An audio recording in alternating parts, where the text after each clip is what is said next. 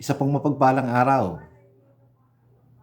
Brother Alex pong muli, bumabati sa inyo na isang pinagpalang maghapon.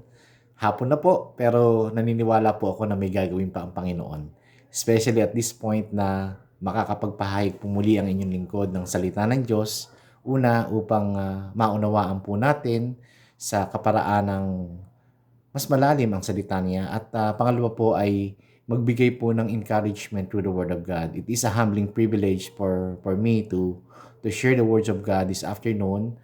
And I pray God na sa aking pagpapahayag ng salita ng Diyos ay meron po tayong mapupulot na aral at magagamit po natin sa ating pang-araw-araw na pamumuhay.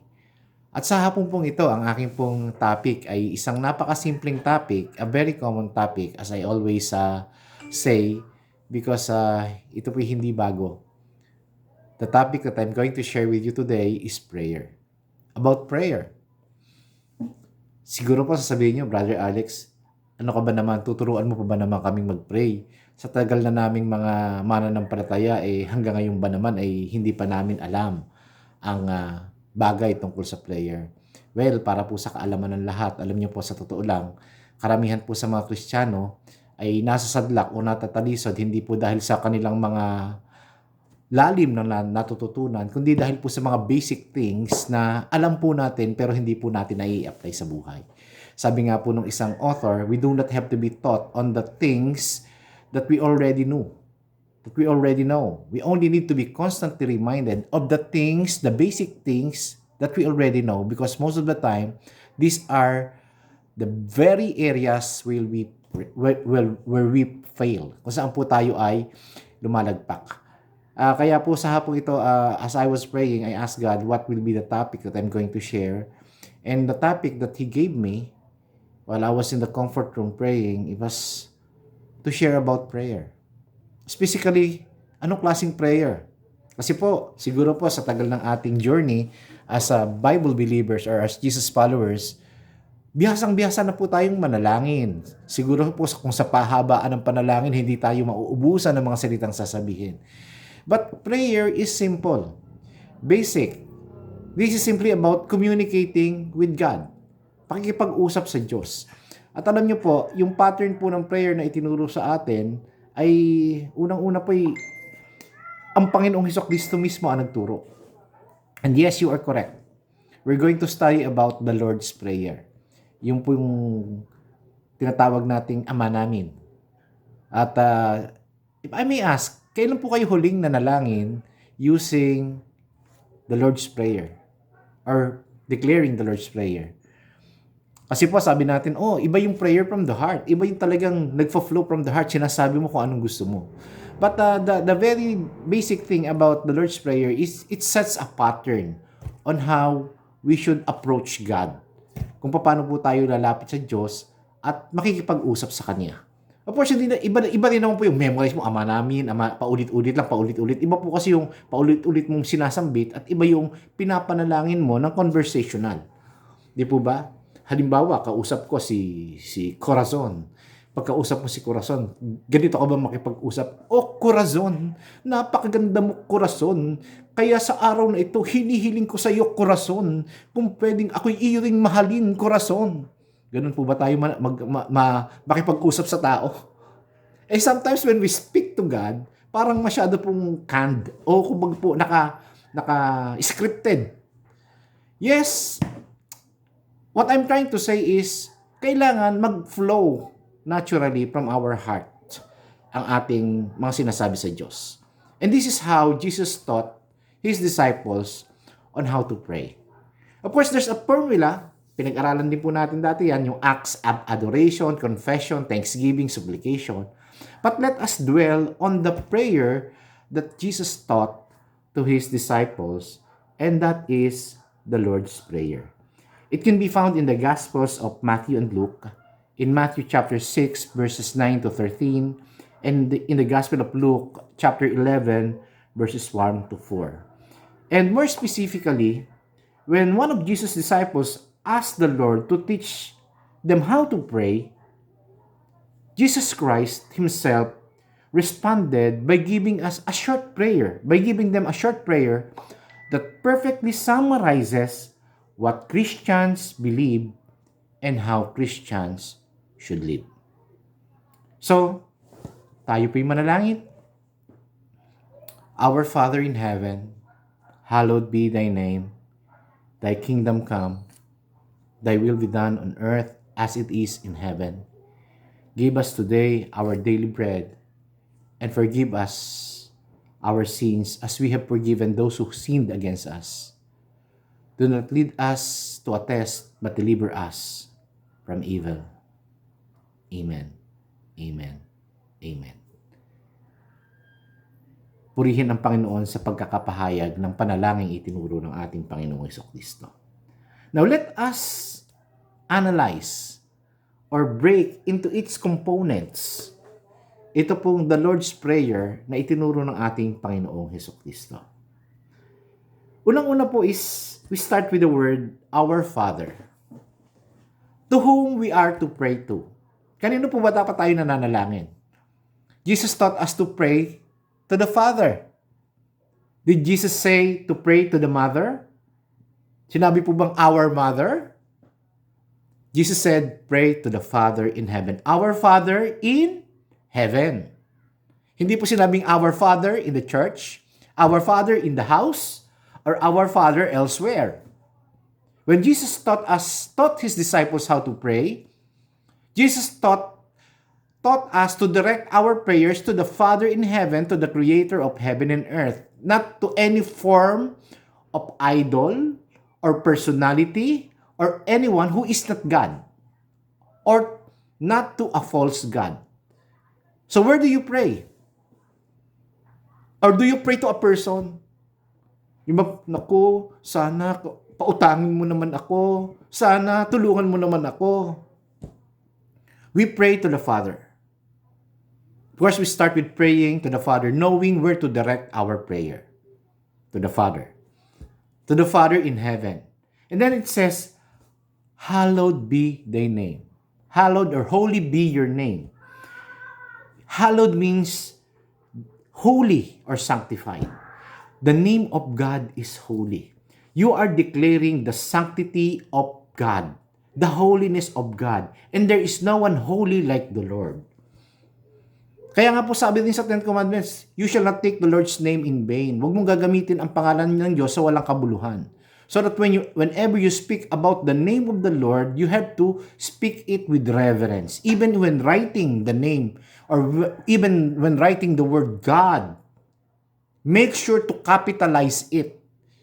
Because when you are referring to God, the Father in heaven, and you are writing a small letter G, you are not referring to the Father in heaven, but you are referring to an idol or to a false God. Kaya when you say, God bless you, even sa mga text messages, sa mga emails, make sure that you capitalize the word God. I myself, when I write the Lord, the word God, I write it all in capital letters. Pati yung word na Lord, Jesus, Savior, anything that pertains to God, Him, His, your, basta po pag-reference ay kay Lord, I make it a point that I capitalize everything. Baka sabihin nila grammatically wrong, pero that's my conviction. Whenever I write the word Lord or God, I make sure capitalize yan lahat. Whether be it in Facebook, in text messages, or in email, or in whatever form, kahit po pag nagkokopya ako, kahit nakita ko lang, Lord, kakapitalize ko lahat yan. Okay, yung Spirit, when it refers to the Holy Spirit, I write down Holy Spirit, capital letters lahat yan. Because the name of the Lord is holy. Number 3, thy kingdom come. Ano pong ibig sabihin nun? Ama naming nasa langit, sambahin ang ngalan mo. Mapasa amin ang kaharian mo. This is a petition, a twofold petition. We pray for the kingdom of God to take the form here and now. Your kingdom come. Unless you see the kingdom of God, unless you become born again, you will not see the kingdom of God. Kumbaga parang sinasabi mo na, Lord, prayer ko lahat ma-born again, lahat makakilala sa'yo. Your kingdom come. It speaks of a desire to see the whole world filled with the glory of God. Your kingdom come. Yun po yun eh. That's why when you declare, Our Father in heaven, holy be your name. Your kingdom come. You're declaring that deep inside your heart, your desire is to see the glory of God being manifested, filling the whole world. That's it. And then your kingdom come, your will be done here on earth as it is in heaven. So, kumbaga po whatever is bound on earth will be bound in heaven. Whatever is loose on earth will be loose in heaven. Point here is you are asking God for His will to be done, not your will, but His will. Take note that when you approach God, you are not there to convince God. You are not there to take your case before God and plead before God, Lord, gawin mo to, gawin mo yan, kasi ganito, kasi ganyan. No. This is about God's will, not your will, not our will. This is about the will of God being manifested in our lives. Hindi mo pwedeng i-impose yung gusto mo. We have to align our will to the will of God. Kaya nga sinasabi mo, your will be done on earth as it is in heaven. Kung ano ang kalooban ng Diyos. The reason why a lot of people are in trouble, even when we pray, we try to communicate with God and tell God na, Lord, itong gusto kong mangyari. I have learned a hard lesson in this particular area. Dati po ganun ako I plead with God. Talagang pleading, declaring. But one time I heard a prayer. Napaka-humble po ng prayer. Ang sabi niya is, Lord, ito po ang lambing ko sa iyo. Pero wag po yung nais ko ang mangyari, kundi yung kalooban mo. I-align mo po ang kalooban ko sa kalooban mo. At hayaan pong matuto ako sa mga kaparaanan mo. This is not about manipulating or trying to tell God, gawin mo to. Kasi kung talagang kalooban ng Diyos yan, kahit hindi mo pa hinihingi, pag dineclare mo yan, gagawin na ng Diyos yan kung yan ay ayon sa kanyang kalooban. That's how God works. Because He is sovereign. You cannot impose or you cannot tell God to do what we want Him to do. We can only declare and ask and pray. Kaya nga po, it's about humility. It's about submission of our will to the will of God. Hindi po ito hyper-faith. It's not about hyper-faith. Yeah, if you believe that God will do it, sabihin mo na, Lord, I believe according to what your word says in the Bible. I declare this. Let your will be done and let your kingdom come. Remember, this is about the will of God, not our will. So by saying, your will be done, your kingdom come, your will be done, you're actually telling God, Lord, I know I cannot do anything without you. But let me present to you my request. But let it not be my request, but your will. Tulad nga po ni Jesus Christ, when He was about to be crucified, sabi niya po sa Father, Lord, if it's possible, take this cup away from me. Na, huwag lang siya mapako. Pero sabi niya, not as I will it, but as you will it. Let your will be done. Your kingdom come, your will be done on earth as it is in heaven. And now we come to the petition part. It's not bad to ask.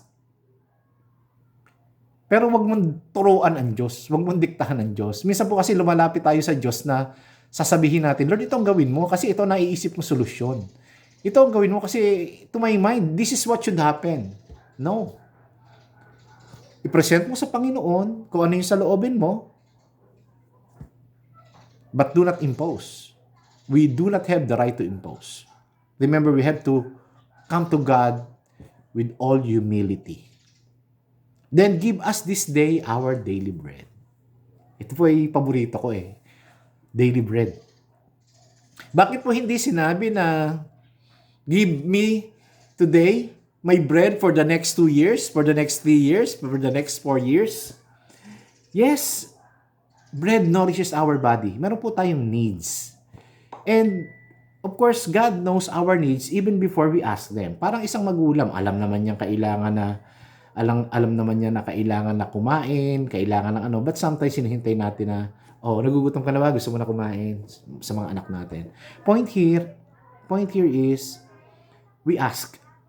God wants to ask. And God loves to answer the prayers of His children who ask in humility. Pero pag humingi ka, do not ask wrongly. Sometimes we do not receive the answer to our prayers because ang ating pong hinihingi ay masama ang motibo natin. We ask amiss. Sabi nga po sa James chapter 3 verse chapter 4 verse 3, you do not have what you want. When you ask, you do not receive because you ask with wrong motives, that you may spend on what you get on your pleasures. So God is more interested in giving to us what we need, not what we want. Bakit po daily lang? Sabi po din po ng Panginoon, enough na yung worry for the day. Do not worry much about tomorrow. Tomorrow will take care of itself. So kumbaga, yung dependence mo for the day kay Lord, kasi alam niyo po ang tendency ng tao pag well provided, iba ang level ng prayer, mababaw. Pero pagka ikaw, yung sapat ang kailangan mo everyday, meron kang dependence kay God everyday, mas matindi ang panalangin. And intimacy with God grows. Di po ba? Pagka po masaya ka at well provided ka at marami kang pera o marami kang mga bagay-bagay sa buhay, iba ang level ng prayer. Pero pagka ikaw ay talagang sagad, talagang sadsad, o talagang wala ka na makakapitan, o talagang hindi mo na alam kung anong gagawin mo, iba ang level at intensity ng prayer. So God taught us to be content with what we have for the day and to depend on Him every day of our lives. Yes, meron tayong mga needs, kailangan natin sa mga darating na araw, pero tama na yung worry natin for the day. And take note, hindi lang po yan in terms of material things, but also in terms of spiritual things. We have to feed ourselves spiritually.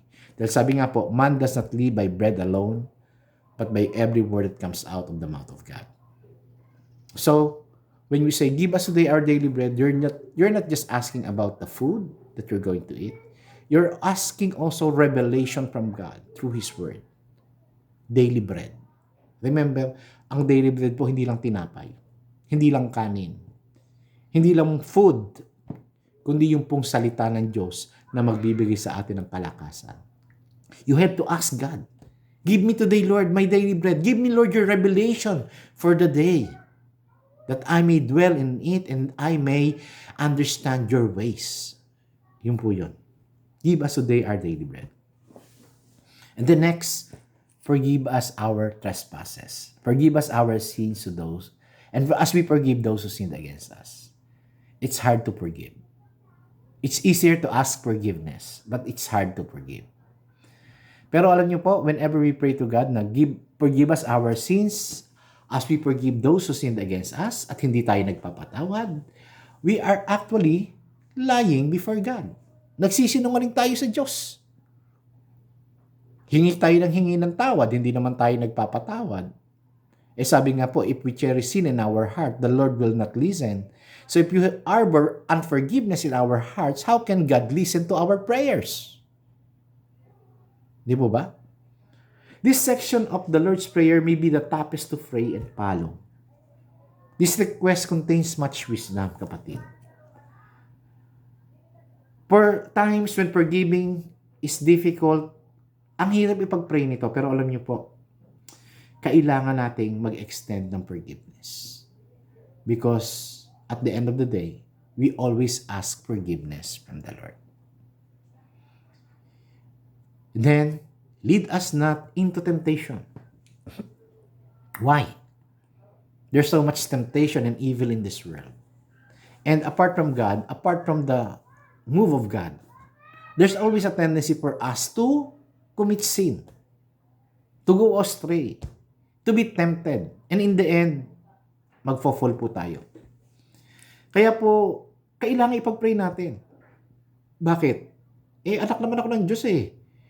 Ano naman ako lagi naman akong nasa church, lagi akong nagbabasa ng Bible. Alam niyo kapatid, yun nga po yung tinatarget ng kaaway eh. Sometimes when we are too proud to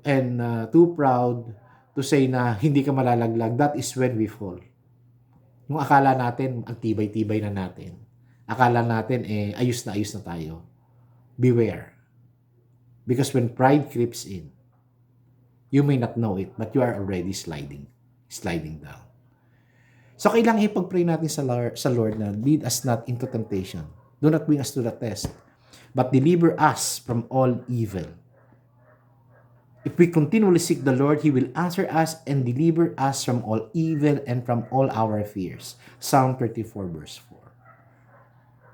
So napaka-importante po na maunawaan natin that the Lord's Prayer is more than just a handy guide on what to pray. It is something that we have to reflect upon, most especially when no other words come to our mind. Minsan mahirap mag-pray po. For some people, prayer becomes mechanical. Ang gagaling mag-pray, katakwata, ang haba, very flowery. Talagang parang manginginig na ang paligid mo habang nagpe-pray ka. But the question is, where is that prayer coming? Is that prayer coming from the heart or coming from the head? More often than not, Christians pray a cerebral prayer. A prayer that comes from the head but not from the heart. That's why it's always important to go back to the basic. And the basic is contained in the Lord's Prayer. Yung pananalangin natin ng tunay, tapat, at taimtim sa ating Panginoong Diyos na nasa langit. In whose name?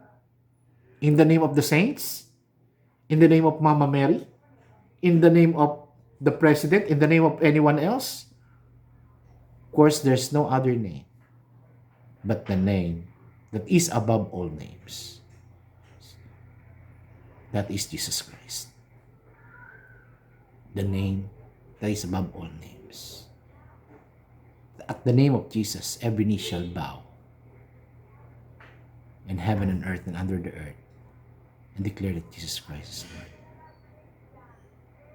Every tongue confess that Jesus Christ is Lord to the glory of the Father. Kapatid, balikan po natin ang ating prayer life. Let us examine ourselves, especially when we pray. Think about the way or the manner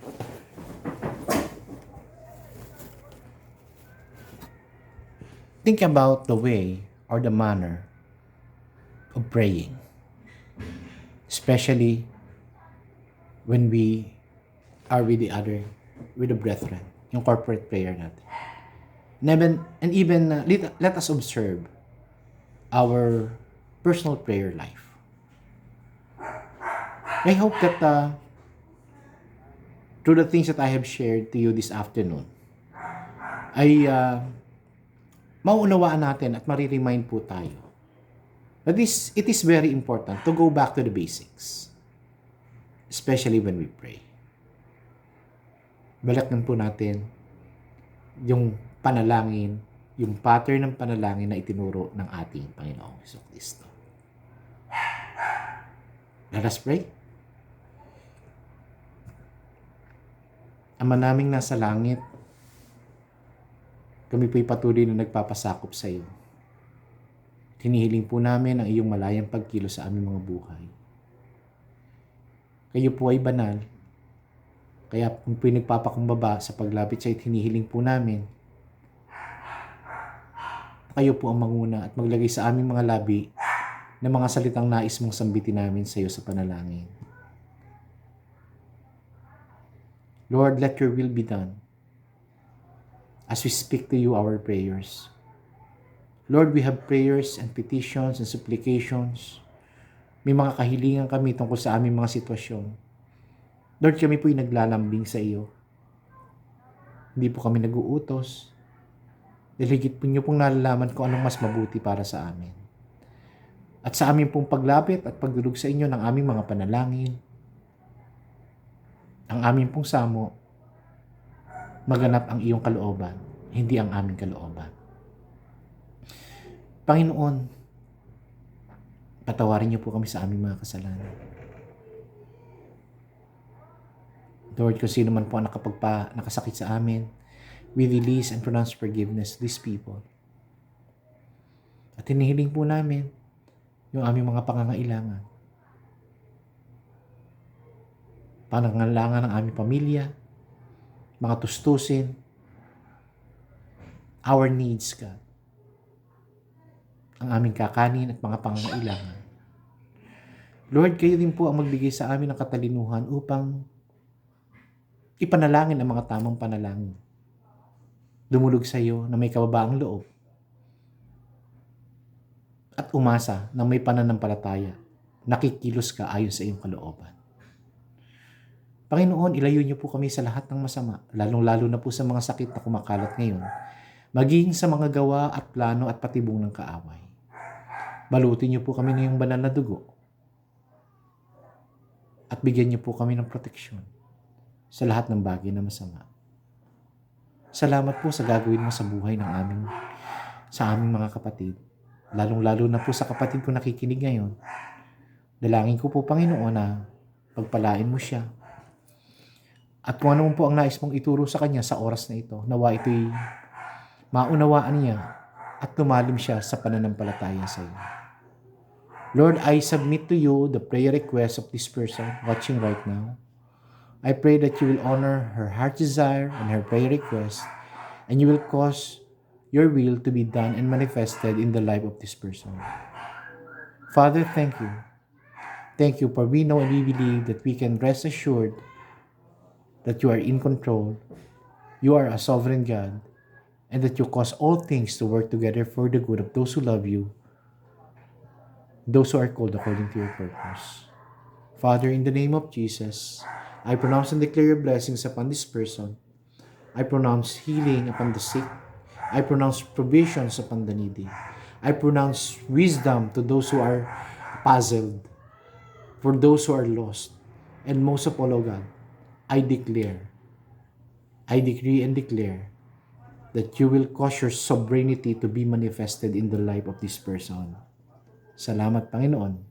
Pagpalain mong ganap ang taong ito at gamitin mo siya upang maging daluyan ng pagpapala sa higit na nakararami. Sa pangalan ni Kristo Jesus, Yeshua HaMashiach, aming Panginoon at tagapagligtas. At ang lahat na nakikinig ay magsabi ng Amen. Amen and Amen. God bless you, kapatid. Pasensya na po kayo, yung aso ko biglang nagtatatahol. May background sound pa ng aso. At medyo na-disturb po tayo kanina. But anyways, I believe that the message has been sent. And I pray that the message will remain. God bless you. God bless you, kapatid. Stay safe.